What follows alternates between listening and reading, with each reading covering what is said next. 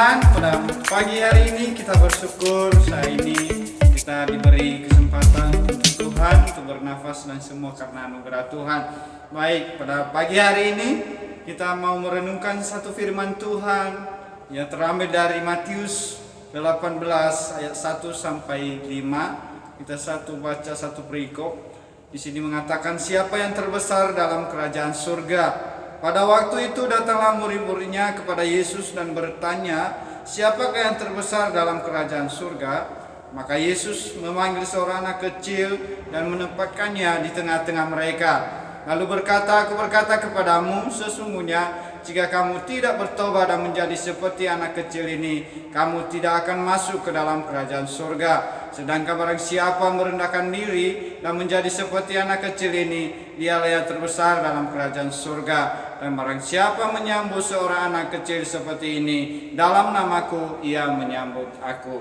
Dalam firman Tuhan pada pagi hari ini, di sini mengajarkan kita tentang satu hal yang Tuhan Yesus ajarkan, bahwa kita harus memiliki namanya satu kerendahan hati.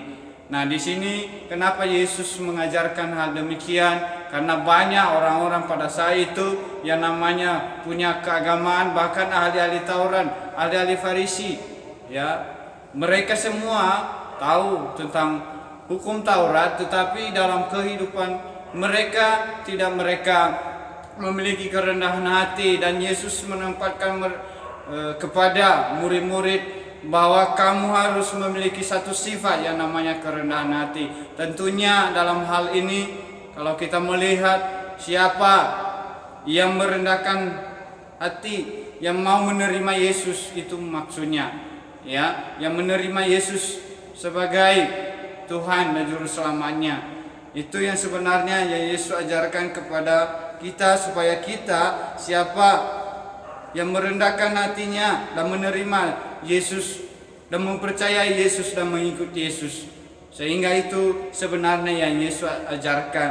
Maka kalau kita melihat satu hal ya, di dalam hal ini, bahwa anak kecil itu adalah orang yang jujur, ya. Dan ini Yesus mengajarkan supaya orang-orang waktu itu, ahli-ahli Farisi, orang-orang yang tahu di sekeliling itu, Yesus tahu bahwa mereka tidak memiliki kerendahan hati atau menerima Yesus, ya, sebagai Tuhan atau Tuhan, karena mereka tidak percaya. Sehingga ketika mereka bertobat dan menerima apa yang disampaikan oleh Yesus, maka mereka mendapatkan kerajaan surga.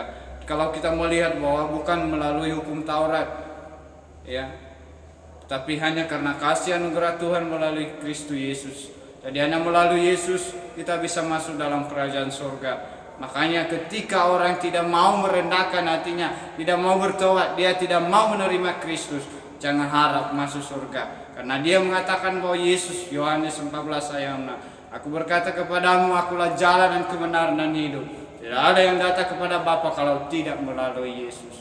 Jadi tentunya di sini Yesus mengajarkan murid-murid atau orang di sekeliling waktu itu supaya mereka menerima dan merendahkan hatinya, sehingga mereka bisa diselamatkan. Dalam hal ini, karena kita menjadi anak-anak Tuhan yang memiliki satu hubungan yang baik dengan Tuhan, Yesus selalu mengajarkan kita supaya kita belajar daripadanya. Yesus mengatakan bahwa belajarlah daripada aku, karena aku ini lemah lembut dan rendah hati. Jadi sebagai anak Tuhan, kita harus belajar untuk merendahkan hati kita, ya.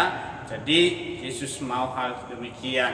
Jadi firman Tuhan di pagi hari ini, karena kita menjadi anak-anak Tuhan yang belajar untuk merendahkan hati. Salah satu contoh, ya. Kalau anak Tuhan itu, kalau dia salah ya salah, ya, dia jujur aja, ya, mengatakan kesalahannya. Kadangkala itu salah satu contoh anak kecil, ya, dia jujur apa aja, ya.